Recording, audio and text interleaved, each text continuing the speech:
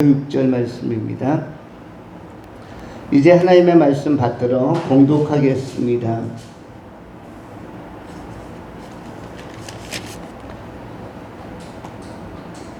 지금 내가 나를 보내신 이에게로 가는데 너희 중에서 나더러 어디로 가는지 묻는 자가 없고 도리어 내가 이 말을 함으로 너희 마음에 근심이 가득하였도다. 아멘. 두 가지로 본문을 나누어 정돈합니다. 전체 제목은 예수 그리스도와 나의 삶과의 상관성이라는 제목이고요. 그리고 먼저 생각하는 것은 왜 질문하지 않는가? 왜 질문하지 않는가? 두 번째, 왜 근심하는가? 왜 근심하는가?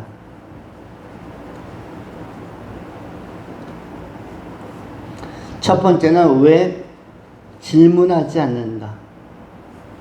오늘 본문 말씀 5절에 성경은 이렇게 기록을 하고 있습니다. 지금 내가 나를 보내신 이에게로 가는데 너희 중에서 나더러 어디로 가는지 묻는 자가 없고, 묻는 자가 없다, 질문하는 자가 없다. 너희 중에 어떻게 질문이 없느냐, 묻는 자가 없느냐? 지금 예수께서는 아버지께서 오라는 목적지를 향해서 돌아가려고 하십니다. 5절에 지금 내가 나를 보내신 이에게로 가는데, 나를 보내신 이가 누구겠습니까? 하나님 아버지입니다. 그 아버지께로 돌아가려고 하는데, 그런데 너희 중에서 나더러 어디로 가는지 묻는 자가 없고, 묻는 자가 없다. 주여 어디로 가시나이까? 쿠오바디스 도미네, 쿠오바디스, 주여 지금 어디로 가십니까? 라고 물어야 하는데 너희들 중에 아무도 묻는 자가 없다는 것입니다. 아무도 질문하는 자가 없습니다. 예수님은 진지하게 예수님을 보내신 분에게, 보내신 이에게 돌아가겠다고 하는데, 그러면 그게 무슨 말입니까? 주여 어디로 가시나이까? 어떻게 하겠다는 뜻입니까? 이렇게 질문하고 물어야 하는데 묻는 자가 없다는 말씀입니다. 이것을 예수님께서 아주 날카롭게 그리고 예리하게 정밀하게 제자들을 바라보면서 응시하면서 환기시키고 있는 말씀이 5절의 말씀입니다. 여기서 지금이라는 단어는 헬라어로 뉘인이라는 단어입니다. 현재, 지금, 과거가 아니라 현재, 지금 너희들이 나를 대면하고 있는 이 상황 속에서 내가 나를 보내신 이에게로 돌아가고자 하는데, 보내신 이에게로 가려고 하는데 너희 가운데는 이것을 보면서도 어디로 가시나이까? 어디로 가려고 하는지 주의 움직임과 주님의 목적하심에 대하여 묻는 자가 없다라는 사실에 대하여, 현상에 대하여 매우 의아하다고 예수님께서 반문하는 것입니다. 그러면 우리는 분석적으로, 그러면 왜 제자들은 12제자가 꿀벙어리처럼 아무 질문도 하지 않는 것일까? 두 번째, 오늘날 우리도 제자의 한 부류라면 이 본문을 어떻게 해석하며 우리는 어떠한 질문을 할 것인가? 무엇을 물어야 하는가? 여기서 묻다라는 단어, 묻다라는 단어는 헬라어로 에로타오, 본문에서는 에로타오라는 단어입니다.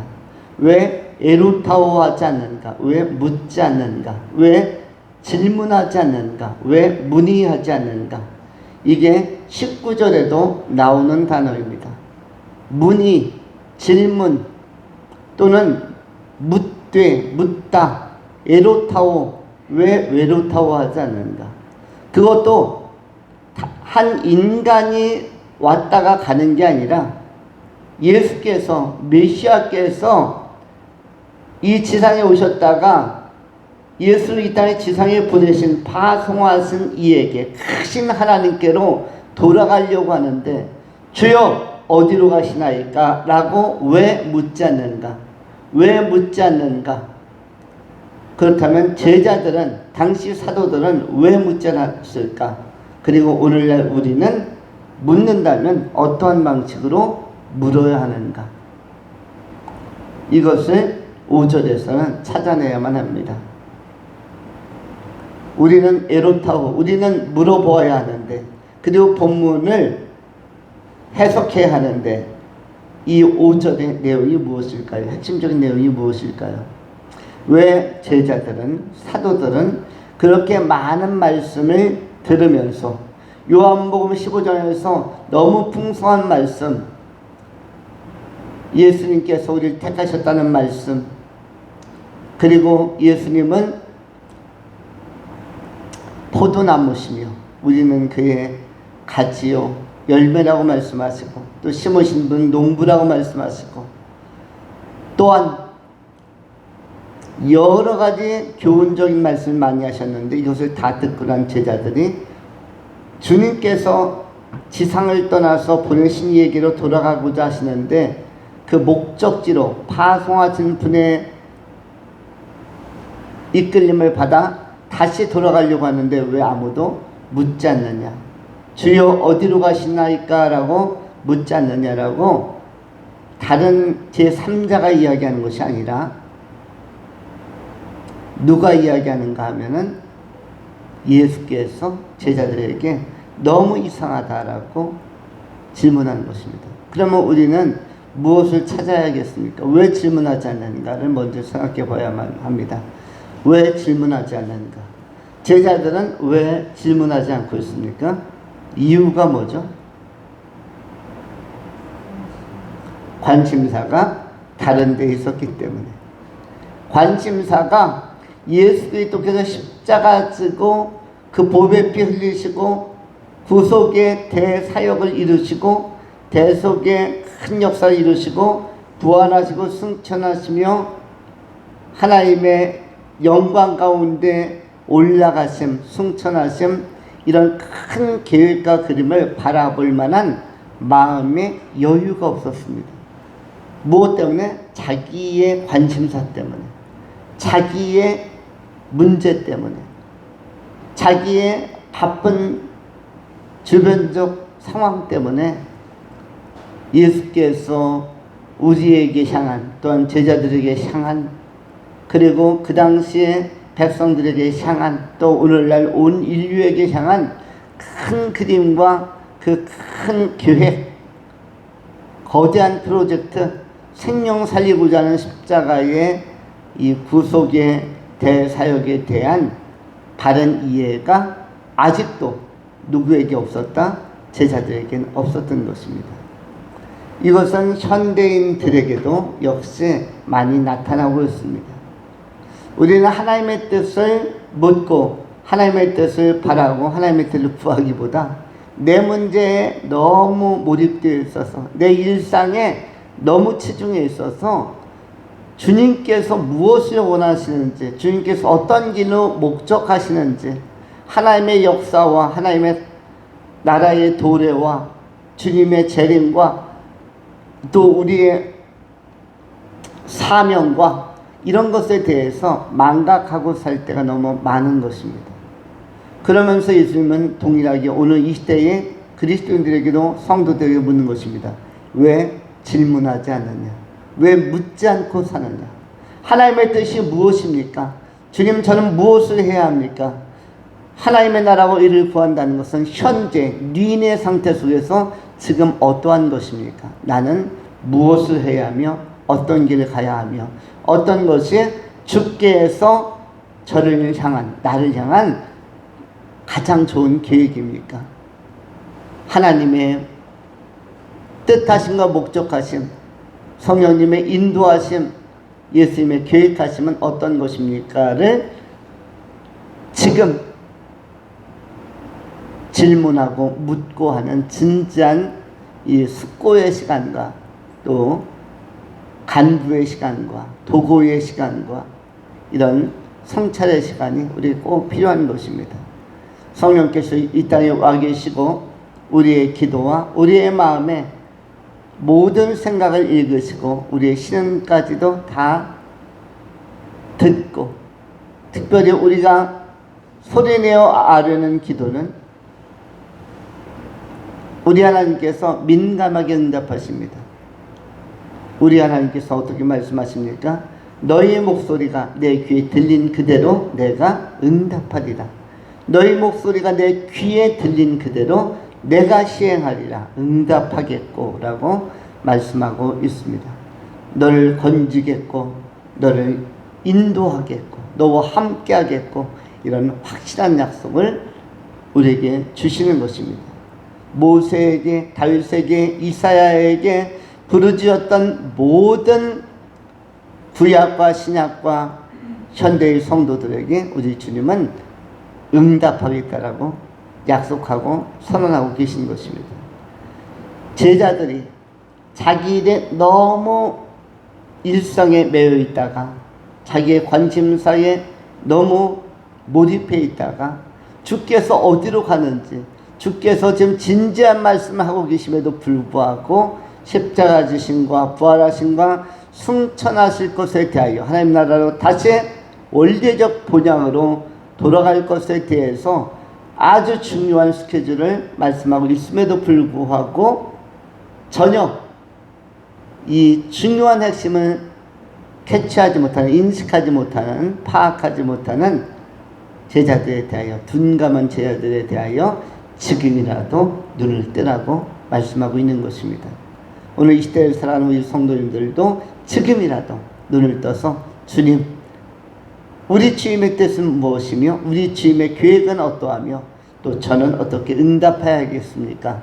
라고 물으면서, 진지하게 물으면서 하나님과 동행해 가는, 또 하나님의 인도함을 받는 그런 귀한 성도님들이 되실 수 있기를 축원합니다. 두 번째로, 왜 근심하는가? 요한복음 16장 6절에는 근심이라는 단어가 나와 있습니다. 6절, 도리어 내가 이 말을 함으로 너희 마음에 근심이 가득하였도다. 근심이 가득하였도다. 근심이라는 단어가 나오는데 본문의 근심은 리페라는 단어입니다. 리페라는 단어인데 근심. 우리 인간에게 근심이 있을 수 있습니다. 먼저 제자들에게서의 근심은 두 가지 요소라고 할 수가 있습니다. 첫 번째는 예수님께서 어디론가 떠나신다는데 예수님 떠나면 이 공허함을, 허전함을 무엇으로 메꾸지?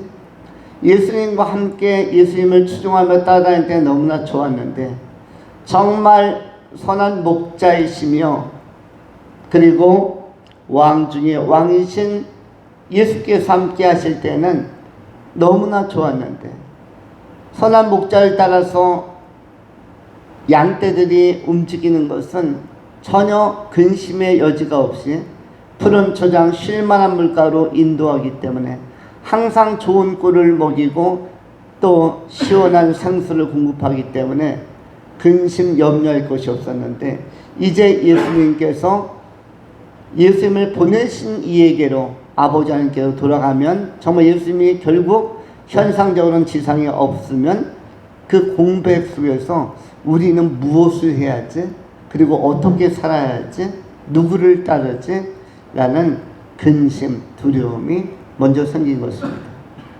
두 번째는 지금까지는 모든 의식주의 문제를 예수님께서 감당하셨습니다.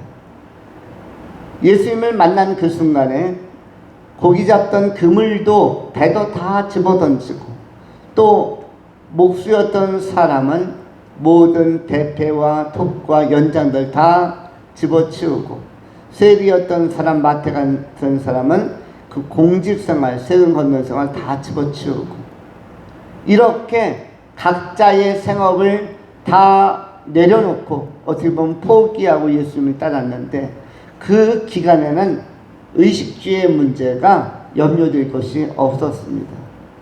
왜냐하면 제자들의 3년 공성의 기간에 예수님과 함께 했던 기간에는 먹을 것 마실 것으로 염려하지 않았던 시간이기도 하였습니다. 그런데 이제 리더였던 지도자였던 중심축이었던 예수님께서 보내신 이에게로 돌아가서 지상에 없다면 이제 우리는 다시 물고기 잡으러 가야 하나?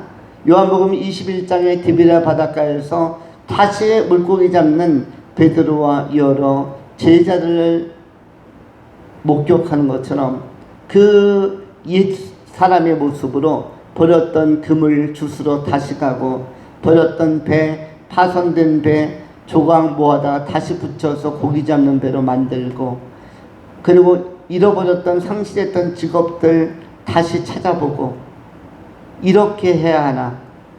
이것이 제자들에게는 또 하나의 고민이 될 수 있었던 것입니다. 우리가 예수 믿지만은 이 두 가지 고민이 항상 있는 것입니다. 예수 믿는 그리스도인들에게도 나는 무엇으로 의식주의 문제를 풀어갈 것인가를 현실적으로, 현상적으로 또 고민을 합니다.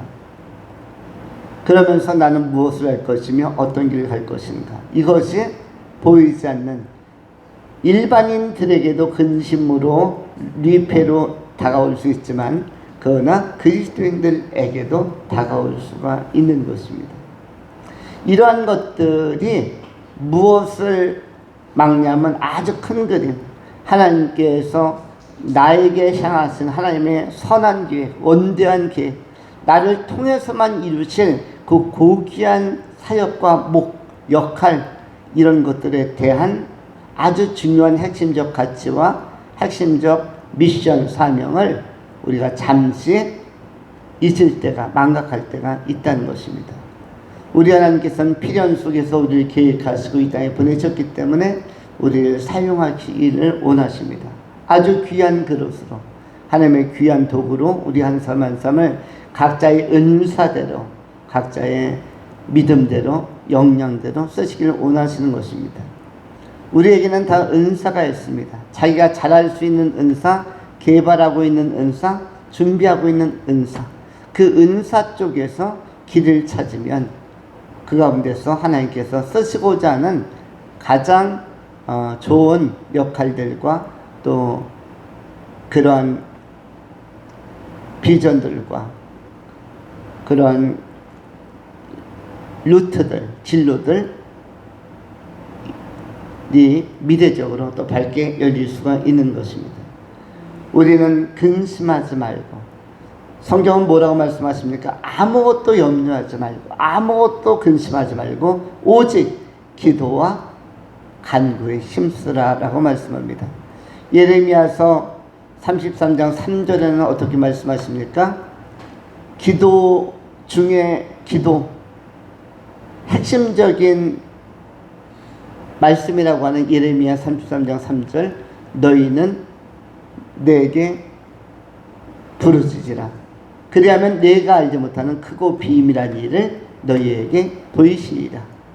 근심이 있다면 우리가 해야 할 일은 예레미야 33장 3절에 나오는 말씀과 같이 너희는 내게 부르짖자. 우리 하나님 앞에 우리는 부르짖는 것입니다.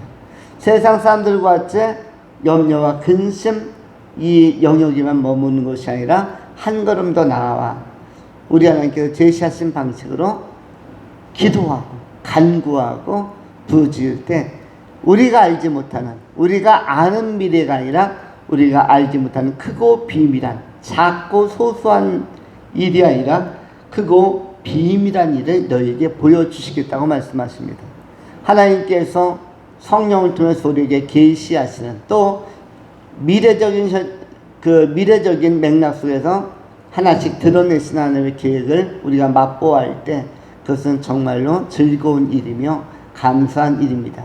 하나님께서 우리를 향한 미래적인 계획이 전혀 없는 것이 아니라 있는데, 그 있는 것을 기도하는 과정을 통해서 조금씩 맛보아 알아간다면 그 즐거움, 그 기쁨은 아주 큰 것입니다.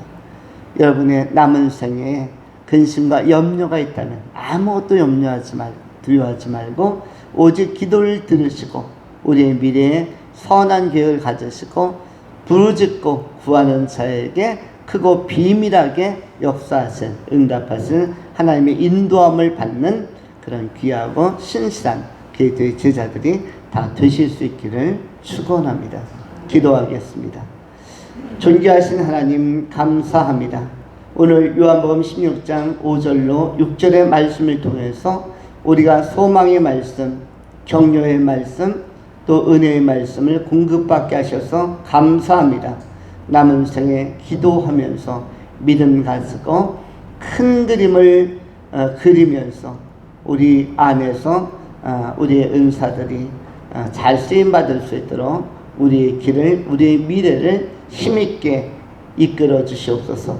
그리하여 크고 비밀한 일에도 쓰임받는 아름다운 인생들이 되게 하여 주시옵소서. 우리 구주 예수 그리스도 이름으로 축복하며 감사하며 기도하옵나이다. 아멘.